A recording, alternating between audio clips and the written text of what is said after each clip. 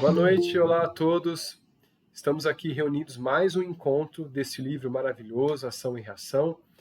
Nosso grupo espiritualista estuda a mediunidade em si, todos os seus conceitos, através dos livros de André Luiz e alguns outros, como Emmanuel e outros autores também. Nós estamos no quarto livro de estudo e neste livro estamos no capítulo 8. E nossas reuniões são semanalmente, através do grupo do WhatsApp. A gente troca ideias, troca links de vídeos, troca auxílios também, e muito conteúdo para estudo. Então nós estamos aqui reunidos para a gente discutir o capítulo 8 desta semana. Se você veio aqui e caiu nesse vídeo por acaso, o acaso não existe. Então, assista, se você gostar, pegue os outros vídeos que nós temos, tantos gravados desse estudo, do livro Ação e Reação, e outros livros também, como A Caminho da Luz e também Nos Domínios da Mediunidade. Tá? Agora, vamos encontrar todos os nossos amigos aqui dos estudos, e aqui nós estamos, então, para poder dar um boa noite bem gostoso aqui ao pessoal. Boa noite a todos, sejam todos bem-vindos. Pessoal que está chegando agora, boa noite, olá, olá, tudo bem? Boa noite, todos bem-vindos. A Tati também chegou. Olá, Boa tudo noite, bem? pessoal. Bem-vindos, viu? Obrigada, Flávia. Pessoal, Obrigada. nada, eu que agradeço. Então nós estamos aqui para a gente fazer um resuminho do que a gente já passou, tá? O capítulo 7 foi nada mais nada menos que um capítulo extremamente grande, com ensinamentos diversos através de Sânzio, né, o ministro superior que chegou para Hilário e para André Luiz, para os estudos dele, para maior fixação sobre o karma, né, sobre a questão da mediunidade, afinidade e também a questão da causa e efeito. E nesse capítulo 8, como a gente já estudou uma prévia essa semana, né, nós estávamos até conversando antes desta reunião, nós estávamos falando sobre o capítulo. Esse capítulo 8, que fala dos preparativos para o retorno. Olá, olá, Luciane, boa noite, tudo bem? Bem-vinda, viu? Tá com o microfone desligado. Isso. Olá. Cheguei agora. Bom, bem-vinda, antes tarde do que nunca. Pois é. Vamos lá. O Jânio tá de cabelo novo, tá tão lindo. Você viu? Então, assim, tá chique, tá linda. Então a gente está estudando o capítulo 8 e nós percebemos que nós temos dois grandes momentos nesse capítulo também. E que nós vamos destrinchar os dois momentos separadamente para poder ver a importância. Por quê? Nesse capítulo Preparativos para o Retorno, nós teremos a lembrança de Antônio Olímpio, que lá no começo que a gente estava estudando, que André Luiz Hilário foi visitar, né, a Mansão Paz e todos os internos de lá. Oi, Mariana, boa noite, tudo bem? Bem-vinda. Então eles foram visitar os internos e encontraram Antônio Olímpio, que estava apegado ao ouro e ficou assustado. Pessoal, obrigada. Né? Eu que agradeço, viu? Então eles estudavam ali e estavam vendo que Antônio Olímpio estava grudado ao ouro e ficava falando que desconfiado se alguém fosse pegar a fortuna dele. Então agora ele vai voltar, né, nesse capítulo, e nós temos o acompanhamento agora da mulher dele, né, no plano espiritual. Então, vamos começar o nosso entendimento dessa seguinte forma. Então ele começa assim, ó. André Luiz e Hilário pediram às autoridades superiores para acompanhar o processo de Antônio Olímpio, para que pudessem fixar maiores aprendizados. Tá? Para quem tá chegando e é novo aqui no vídeo, né, a gente faz um resuminho sobre o capítulo e o mais importante a gente vai pauseando ele ali para a gente poder comentar e trazer informações interessantes, tá bom? Druso orientaria a irmã Alzira, tá? Que foi à casa acompanhada por Silas e apresentou André Luiz e Hilário como cooperadores. Então, Alzira é a esposa, né, de Antônio Olímpio. Alzira esclareceu que, amparada por socorristas de uma colônia, fazia o possível para ajudar o filho na terra. Então vamos lá. O filho de Antônio Olímpio está encarnado. E ele sofre uma obsessão também. E Antônio Olímpio está em tratamento lá na mansão Paz. Né?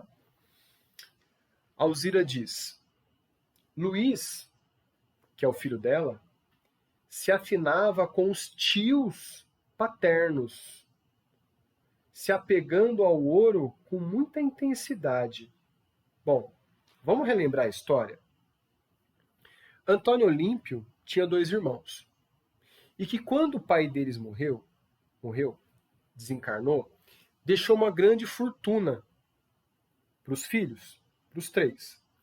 Porém, Antônio Olímpio, naquela gana e ambição, quis ficar com a fortuna só para ele.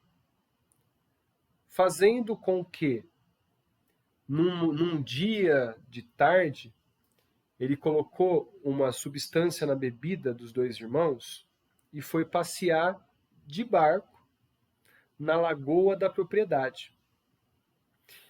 Quando ele percebeu que a substância anestésica estava fazendo efeito, ele virou a canoa, o barco, fazendo com que os irmãos se afogassem. Porém, os irmãos viraram obsessores compulsivos dele. Compulsivos. 6 anos depois do desencarne dos irmãos, a esposa de Antônio Olímpio veio a desencarnar. Então aí, ele já estava em depressão, só foi ladeira abaixo, até o desencarne de Antônio Olímpio. Porém, quando a sua esposa desencarnou, deixou um filho para trás, Luiz, no qual ela está se reportando aqui, né, falando dele. Então ele continua assim, ó. Tinha farta fortuna, mas sua mesquinhez, de Luiz, fazia sua família passar duras necessidades. Luiz, que tinha mulher e 2 filhos pequenos. Pensando na perda da fortuna, multiplicando-a. Então, o famoso mão de vaca, né? Observando ali que, achando que ia perder a fortuna, alguma coisa ia acontecer, ele segurava, não gastava o dinheiro, tá? Inclusive fazia com que as pessoas ali passassem até por necessidade, a mulher e os filhos, tá? Olha que interessante. Clarindo e Leonel são os tios desencarnados, né? O irmão de Antônio Olímpio. Clarindo e Leonel, não contentes em viciar a mente, conduziam entidades que mantinham a mente na riqueza terrestre. Então, olha só, os 2 fazia com que o ambiente dessas terras ficasse um ambiente bem pesado na questão do dinheiro e da ambição. Isso fazia atrair mentes que pensavam no mesmo sentido, obsessores, no mesmo sentido. Então, olha só, Luiz via a mente, Luiz, o filho de Alzira encarnado, via a mente imagens estranhas com dinheiro constantemente, perdendo o contato social, se tornando inimigo da educação e acreditando no poder dos cofres para selecionar seus problemas. Ou seja, ele bancava, pagava propina para tudo. Pagava para não ter problema, né? Somava fortunas em diversos bancos, temendo as despesas inesperadas. Fugia da convivência afetiva, olha só, inclusive da família, se mantendo em desalinho e se afundava em ódio. Então veja o processo obsessivo. Então assim, é muito forte a ação de Clarindo e Leonel, que são os tios desencarnados, aquele que Antônio Olímpio afundou. Mas aí a gente para e pergunta: o que o filho de Antônio Olímpio tem a ver com a morte dos dois? Aí é que tá. Nada. Porém, a propriedade herdada por Luís, o filho de Antônio Olímpio, eram também dos irmãos de Olímpio, de Antônio Olímpio. Era também dos irmãos. E eles, sentindo a traição do irmão agora desencarnado, queriam retomar a fortuna de alguma forma. De alguma forma, fazendo com que aquela fortuna desaparecesse das mãos até do seu descendente, que é o Luís. Então ali, além do processo obsessivo que passou Antônio Olímpio, agora está passando Luís, por conta dos tios que foram assassinados. Alzira contou que, recém-casada com os seus filhinhos, né, pequenos, foi quando ocorreu os afogamentos do cunhado. E 6 anos após, ela também desencarnou por afogamento. Será coincidência? Seria coincidência? Ela morrer também por afogamento? Ela desencarnar por afogamento? E aí vem uma outra dúvida também, né? Será que ela é totalmente liberta dessa condição de responsabilidade que Antônio Olímpio assassinou os irmãos? E aí? Fica a dúvida. Será que ela realmente é inocente a tudo?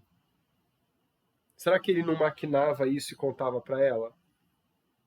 Até onde a gente estudou aqui do livro, eu percebi algumas nuances só, mas não está diretamente falado.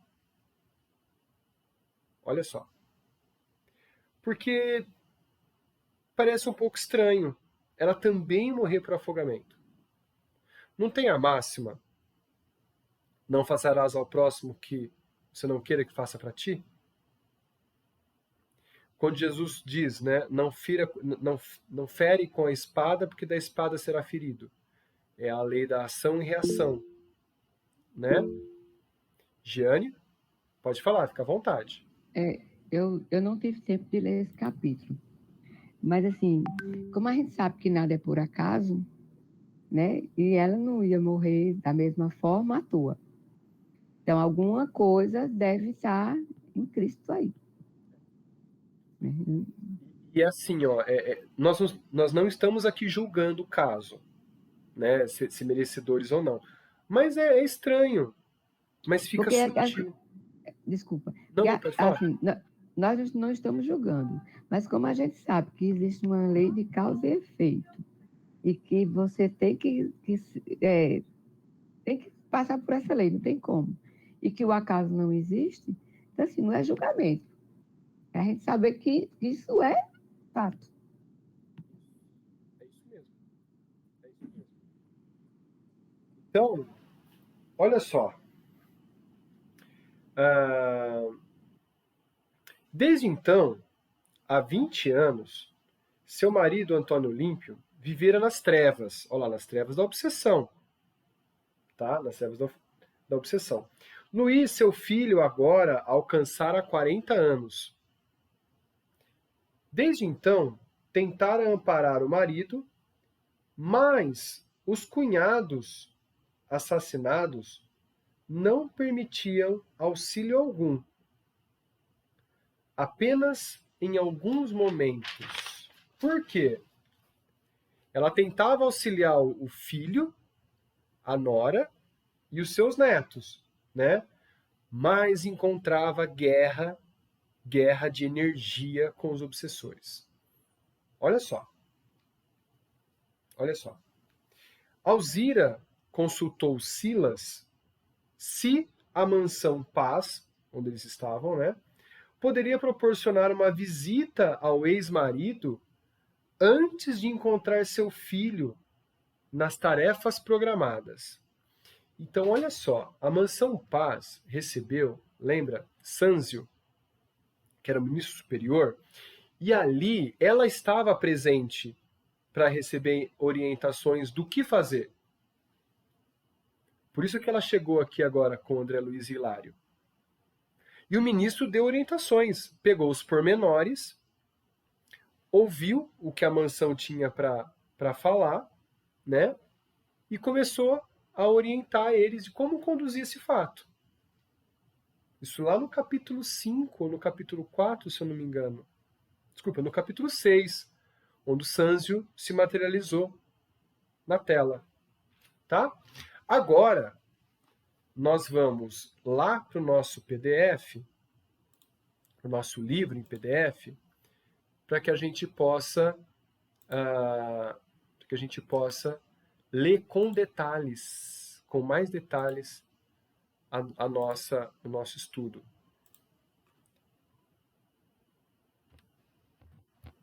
Pronto.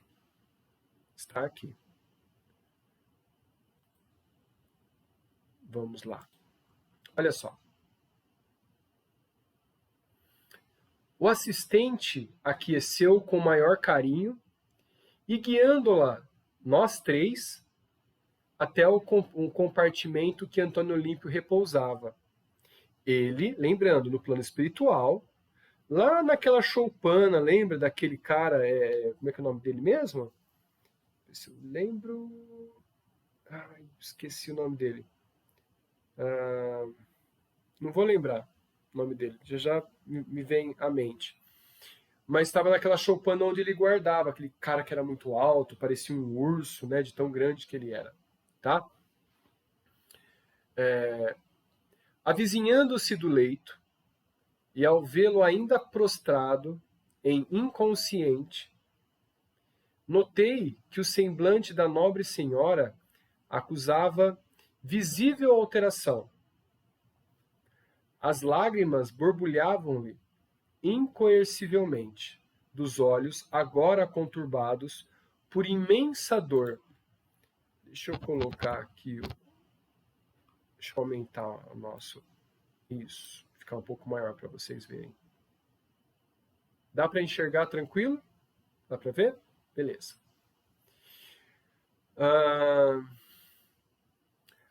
Afagou-lhe a cabeça em que os traços fisionômicos, ao meu ver, André Luiz falando, né, se reajustavam, pouco a pouco, e chamou-o pelo nome várias vezes.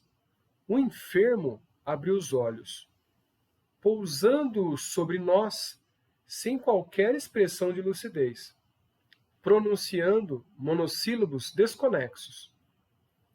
Registrando-lhe a ruína mental, a notável mulher pediu a Silas permissão para orar em nossa companhia, junto do esposo, o que lhe foi concedido prazerosamente.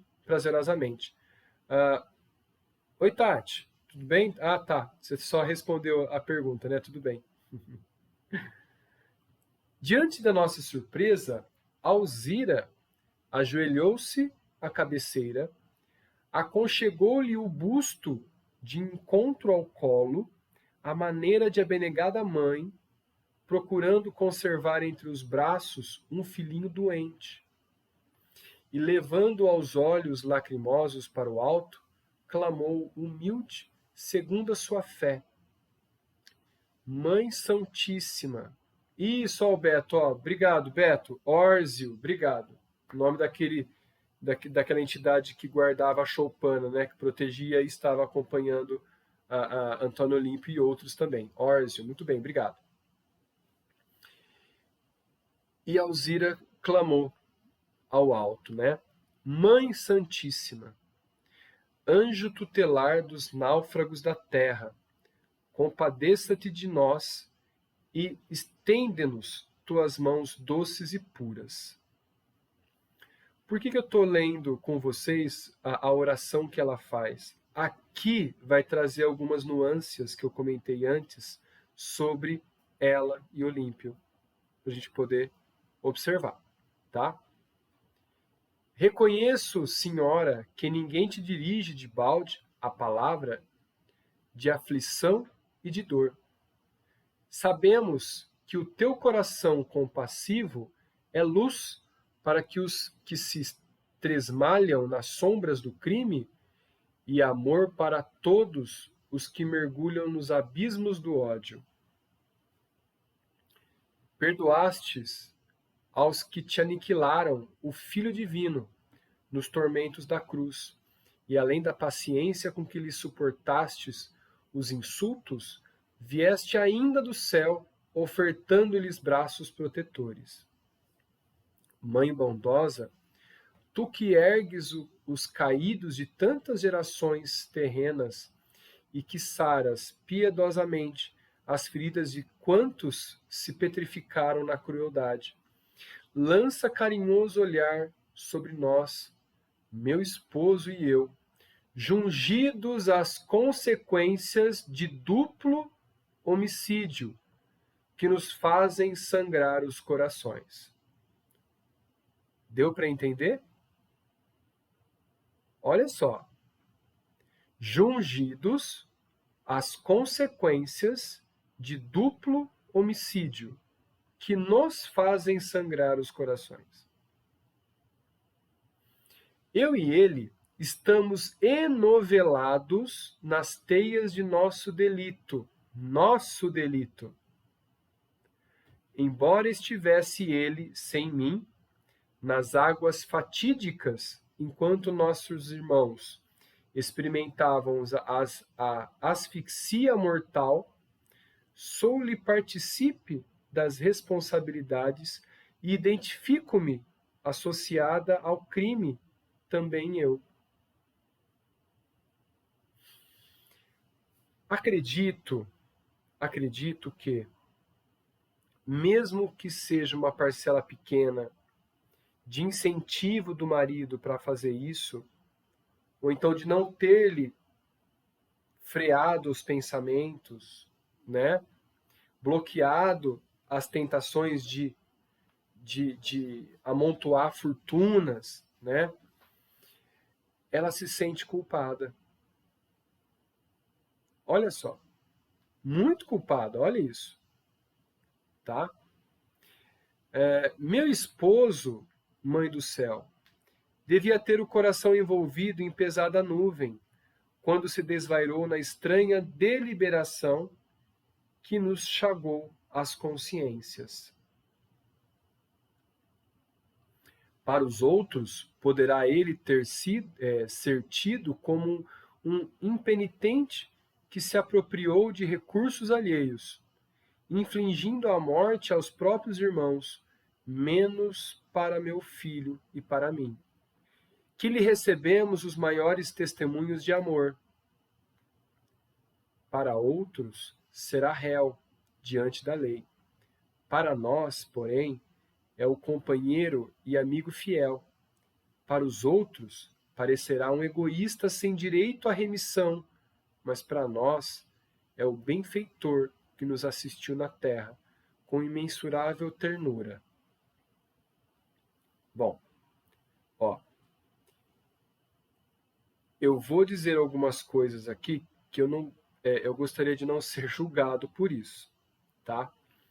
Não quero a defesa do que eu vou falar, mas assim, é bem polêmico, tá bom? Hitler era muito gentil com a sua família, gentil e amoroso, muito amoroso, muito, extremamente educado. Então imaginem o círculo desta entidade que, quando encarnada, deflagrou ali pensamentos mudando o rumo de um planeta inteiro, levando ao dizímio de milhões de pessoas. Milhões de pessoas, não são algumas dezenas, não, são milhões de pessoas. Então eu imagino aquele que estava à sua volta, sendo convencido pelas palavras dele, tendo visto ele como um homem de caráter pessoal, extremamente carinhoso e educado, Mas haja visto que os maiores criminosos também são muito educados. Muito educados.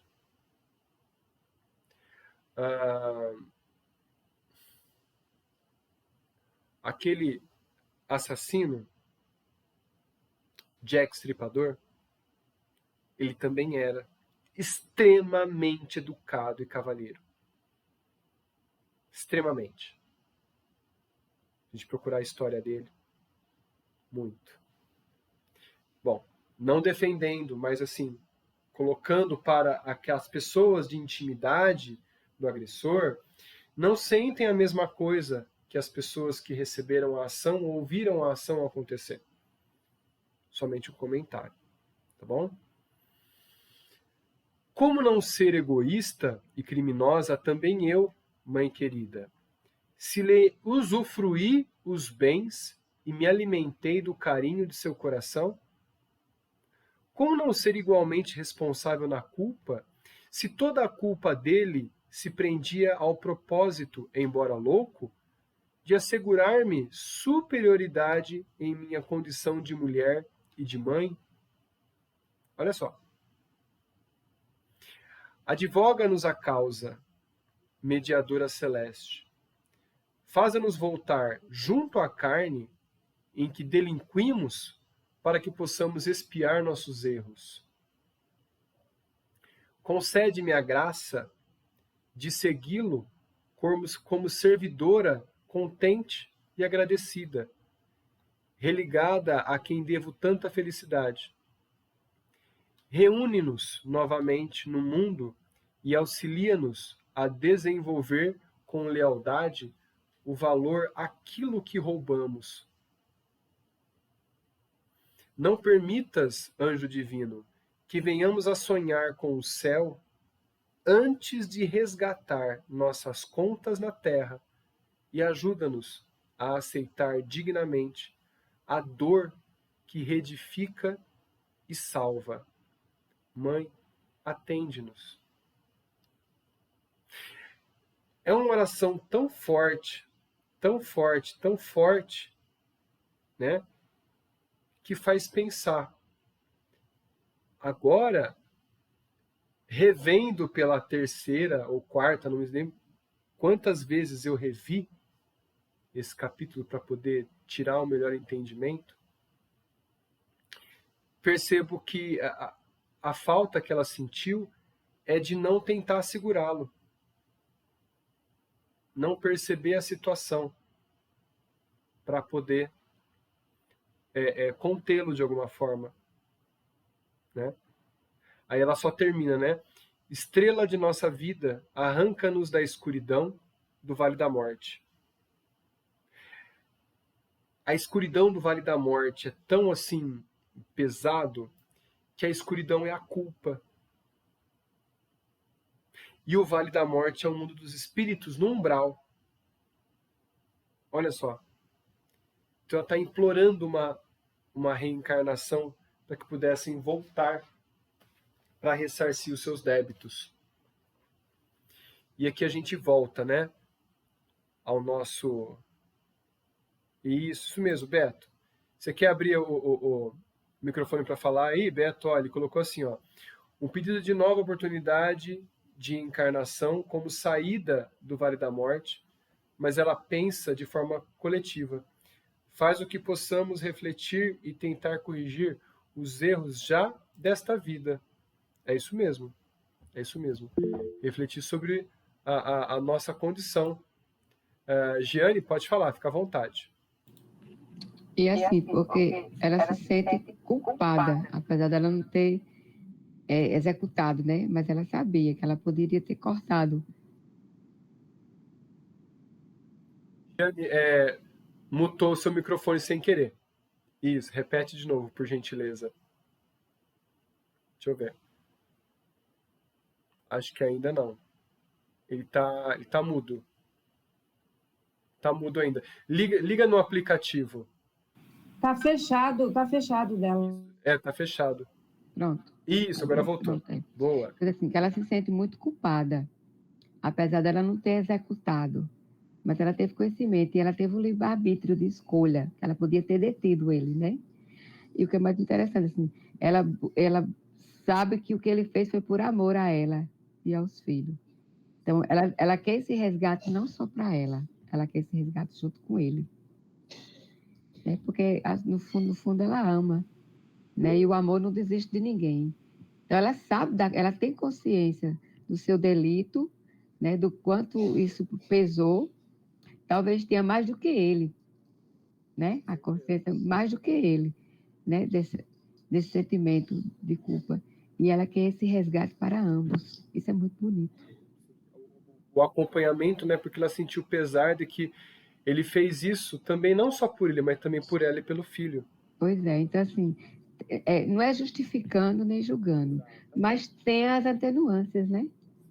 Exatamente. Mesmo que tenha sido de uma forma errônea, mas não deixou de ser por cuidado, por amor à família, que não justifica.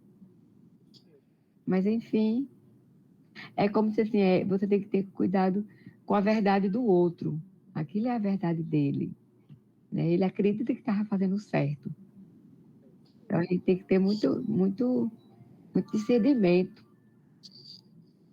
Né? Miriam, a Miriam me confessou essa semana que a Miriam, de qual cidade mesmo, Miriam? São José dos Campos. São José dos Campos, olha só. Mais um lugarzinho aí pra gente. Estamos aí já ampliando, hein? Oi, Miriam, pode falar, fica à vontade, tá? Para complementar aí o que a Jane falou, que tem tudo a ver, né, com a reflexão do estudo, na questão dela mesmo, o arrependimento dela, eu acredito que foi porque ela não atuou, porque ela não queria, ela queria meio que como é que eu posso dizer? Eu não queria criar confusão. Ela não atuou. Tem uma frase aqui que eu estou com ela aqui, ó. Não é só preciso fazer o bem, no limite das próprias forças, pois cada um responderá por todo o mal que tiver ocorrido por causa do bem que deixou ou fazer.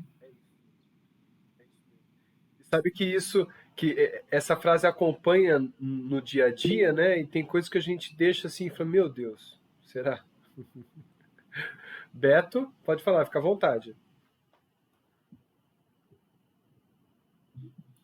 Flauber, só para a gente refletir, né, e contribuir, realmente eu não acredito que seja só amor, né? É claro que ele foi movido pela ganância, e acredito que ela também deixou se envolver com isso, é claro.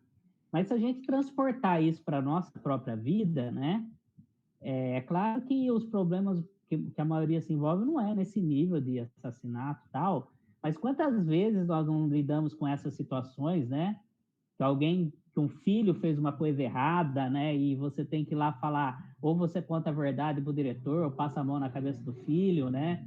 E com o pai, com os amigos, né? Que aprontam. Muitas vezes, por exemplo, você vê um amigo traindo a esposa, né? Que às vezes também é sua amiga, né? Entendeu? Então, assim, é esse tipo de situação que para quem está dentro não é tão simples enfrentar. E muitas vezes a gente não tem essa coragem para enfrentar, né? E depois a gente cai no arrependimento. É verdade. Miriam, pode falar. Eu passei por várias experiências assim, Roberto, várias.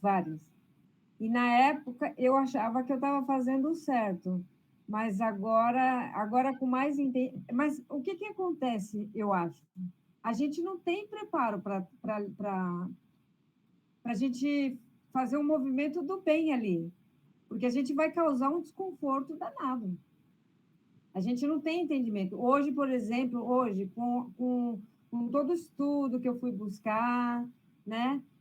Eu acredito que se eu vivenciasse isso de novo, ou se eu vir a vivenciar, experienciar isso, eu vou fazer a minha parte, sim, mas de um jeito que, assim, que hoje consciente de que eu tenho que fazer o bem.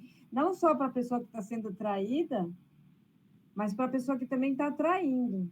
Porque está traindo porque é falta de conhecimento isso. discernimento, de saber que a lei de ação e reação ela vai se aplicar. Ela age e ela é implacável. Sim. Ela age, ela é Todo modo, implacável. E assim, ó, e ela precisa ser implacável para causar educação.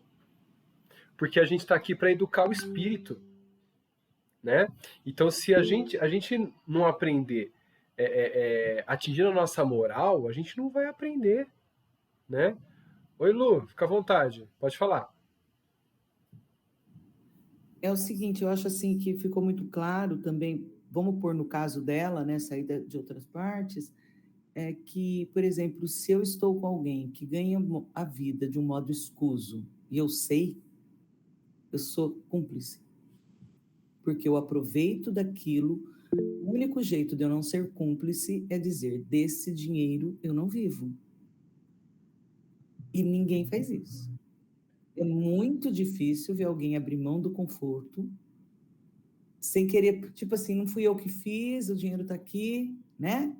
Então, eu acho Sabe que é assim, eu vejo por mim, a gente pode até abrir a mão se a gente tiver uma outra coisa junto, um amparo, entende? É mais fácil a gente abrir mão de algo se a gente já tem outra para amparar.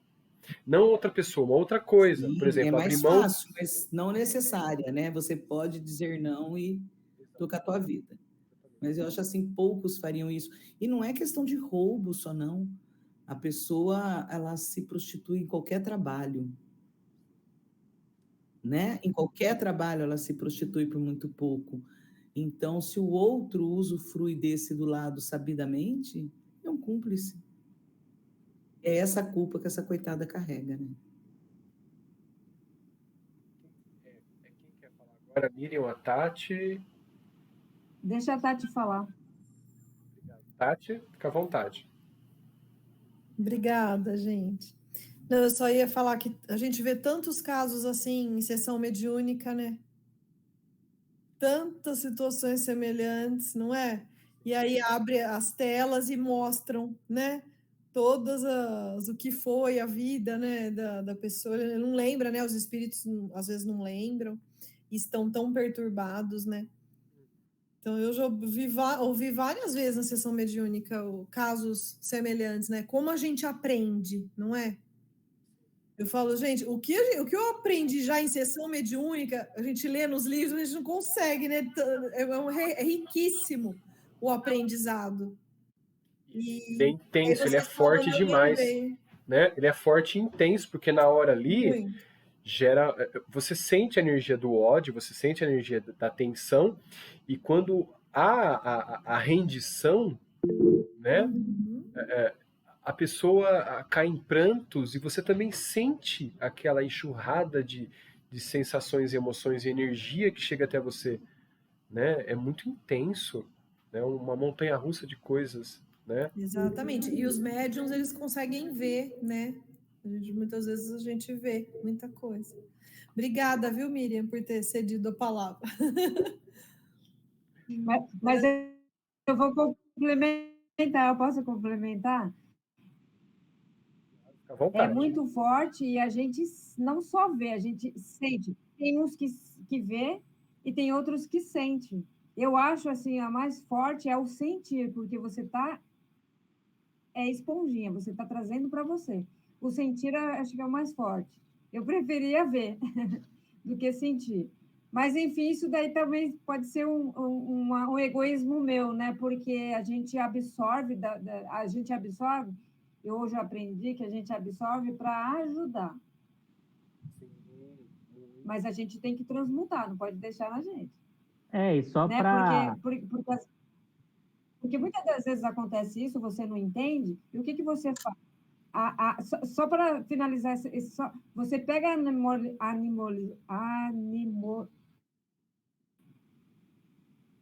animosidade e você coloca na sua vida se você não perceber. Deu para entender? No momento em que a Tati falou ali de você estar num processo de desobsessão ali, né, trabalhando, se você não percebe que aquela mutar e ficar em você, com certeza o primeiro gatilho que aparecer na sua frente, você vai jogar em outra pessoa que não tem nada a ver. Ela vai acionar um gatilho, mas se você está equilibrado, acionou o gatilho e você não faz nada. Você tem a calma, o equilíbrio para poder debater o assunto ali de uma forma tranquila. Mas se não tem essa percepção, você vai ser reativo, né? Você vai jogar na pessoa aquilo que você tirou do outro. Então, tem que aprender, na casa espírita, transmutar. Eu pego, mas eu jogo fora depois. Isso é muito importante. Esse negócio da culpa e também, que danos que traz para o espírito? O espírito sente tanta culpa que ele pode reencarnar, por exemplo, com uma obsessão, já com dano, como fala, doente mental, alguma coisa. Uma depressão, uma depressão profunda desde a infância, é isso mesmo, né? Beto ia falar alguma coisa, depois a Giane fala. Só para contribuir, da mesma forma, né, que quando você está no trabalho, você recebe essas energias mais densas, mas o espírito necessitado que está vindo, ele vai receber suas energias de amor, né, se você estiver transmutando esse amor. Então, é isso, muitas vezes, que até faz com que ele perceba um ambiente diferente e aceite ser ajudado, né? Então, a gente não pode esquecer esse outro lado, porque isso é o que faz valer a pena, né? Eu tenho só, depois da Giane falar, né? Eu tenho duas situações para colocar para a gente ilustrar isso aí que aconteceu. Uma essa semana comigo e a outra uma vez na Casa Espírita. Giane, pode falar, fica à vontade. É só puxando o gancho ali que Luciane falou, que eu concordo muito com ela, né? Mas a gente vai ter que ver, assim, esse espírito. A educação que ela teve, a época em que ela viveu, para ela ter tido também essa aceitação de que o marido fizesse isso. A gente sabe que ela teve o livre-arbítrio de escolha, ser conivente com as ideias dele, né? Ter ficado calada. Mas a gente tem que prestar atenção, lembrar que nessa época em que eles viveram, que a gente não sabe, né? Mulher tinha que seguir o marido, e se o marido dissesse que estava certo, ela tinha que achar que estava certo. Ela tinha que dizer que também está. Então, assim, apesar dos pesares, a gente ainda tem que ver tudo isso. E poucas mulheres dessa época tinham... Se rebelavam. Revelavam e assim, e conversavam muito com o marido. E essas mulheres notáveis eram esposas dos gênios da humanidade, como assim, ó, eu tenho para mim o Charles Darwin, né, o pai da evolução, um gênio, e que era sim acompanhado por sua mulher, que discutia a teoria com ele e abria os olhos dele também. Kardec também, quem outro?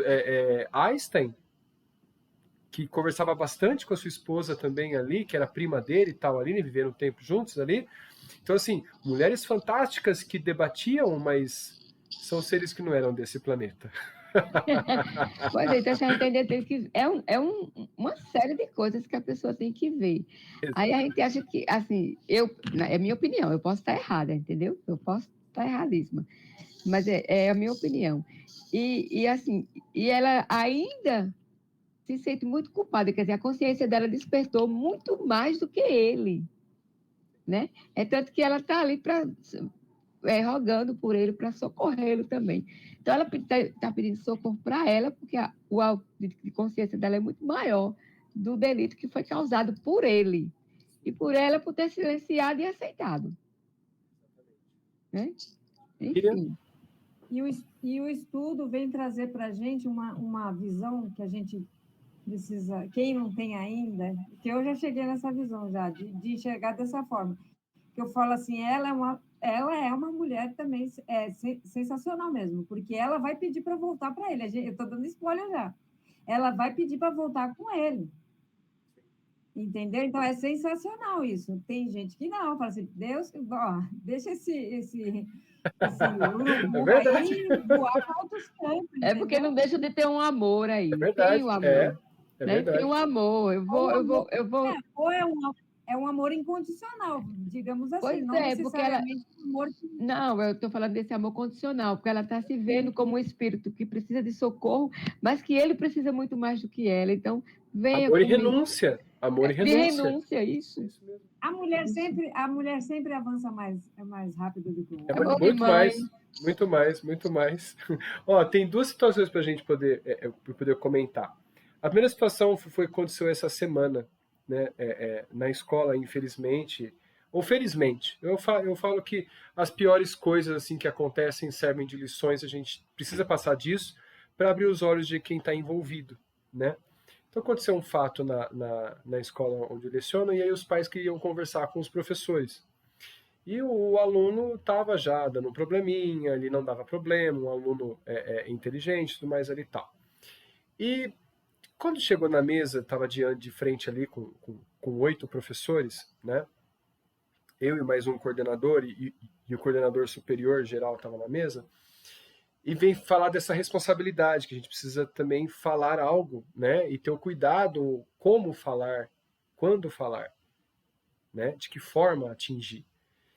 E veio a família, né, com o sentido de que tinha um professor pegando no pé do filho. O professor pegando no pé, porque faz isso, faz aquilo, e faz aquilo outro. Aí começou a falar um por um e falando do que o aluno fazia em sala de aula, que realmente estava atrapalhando, né? Mas eu sentia, aí eu vou de encontro com o que a Miriam falou, que é muito pior sentir. E eu sempre falo assim, graças a Deus eu não vejo nada, mas eu falo assim, infelizmente eu sinto. Quando eu cheguei à mesa, eu já senti a energia da família.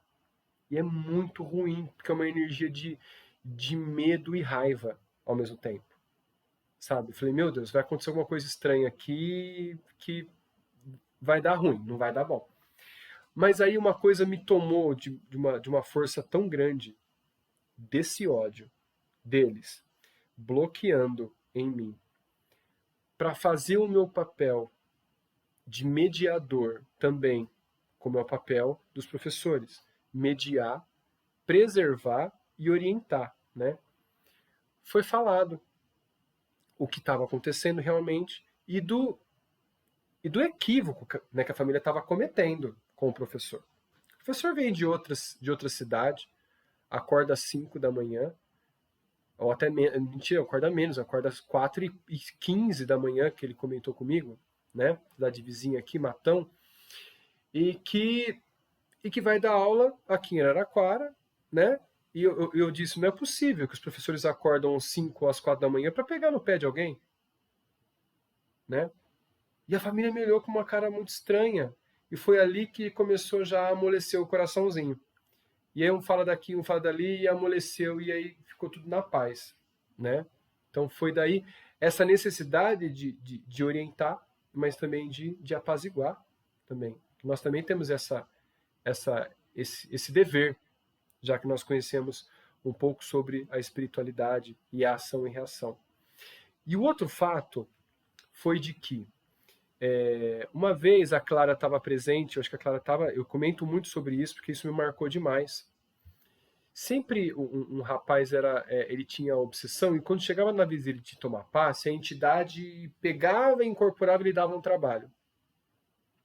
E nesse dia estávamos acho que em 5 passistas, né? 5 passistas, mais ou menos, isso.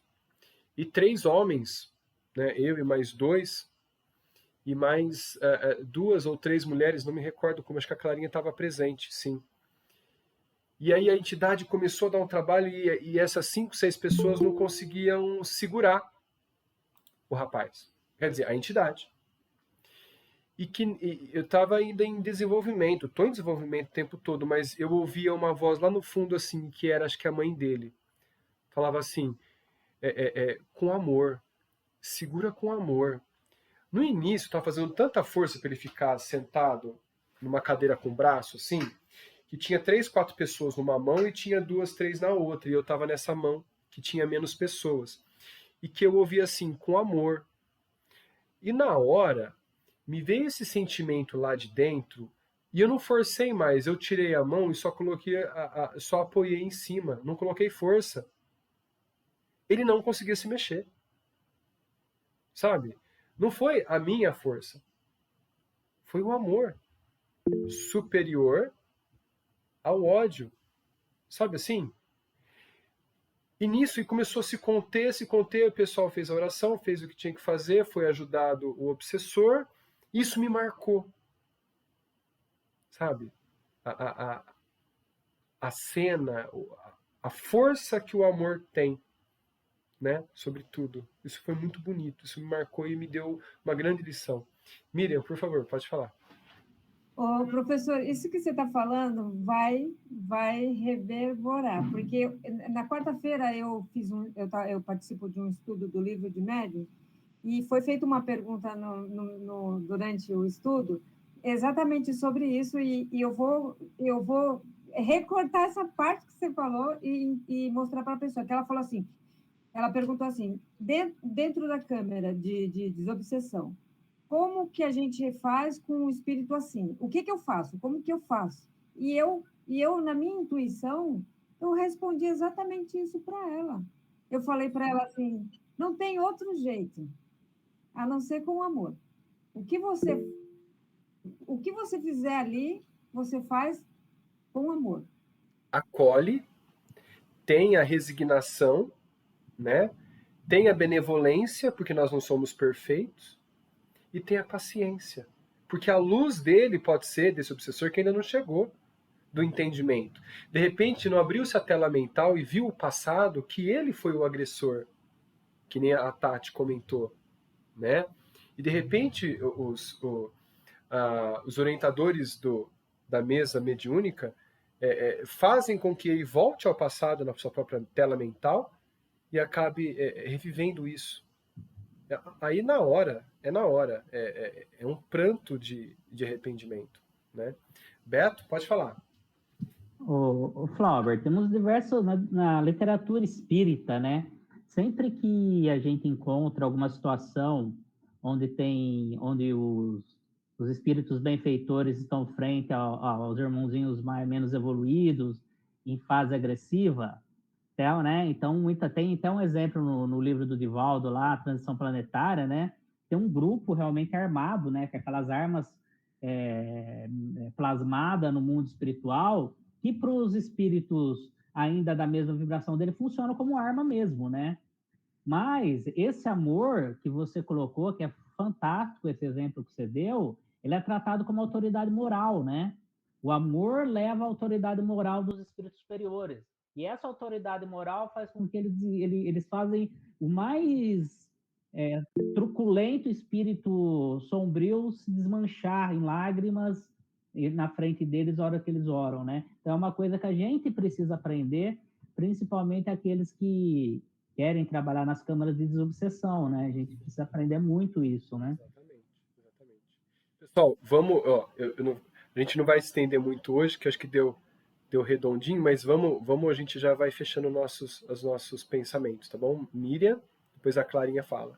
Só para complementar o Beto, eu vou dar mais uma contribuição de um vídeo que vai mostrar isso para a gente, mas não em obsessão de espírito, tá, gente?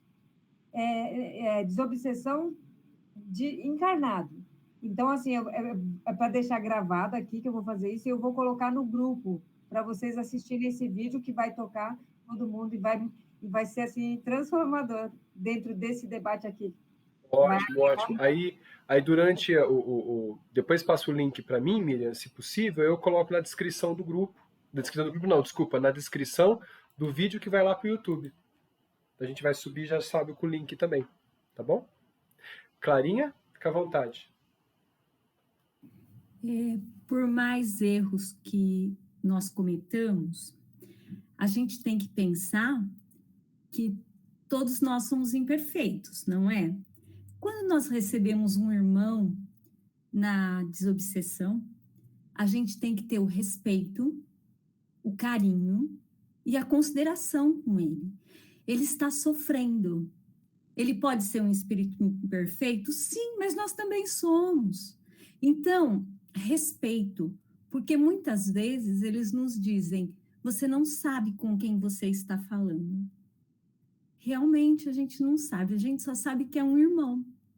E um irmão a gente acolhe, trata com carinho, e o que eles dizem? Ai, vocês estão me prendendo. Essa prisão não é a nossa força, é o amor. São laços fluídicos que são lançados neles, e eles se sentem presos pelo nosso amor.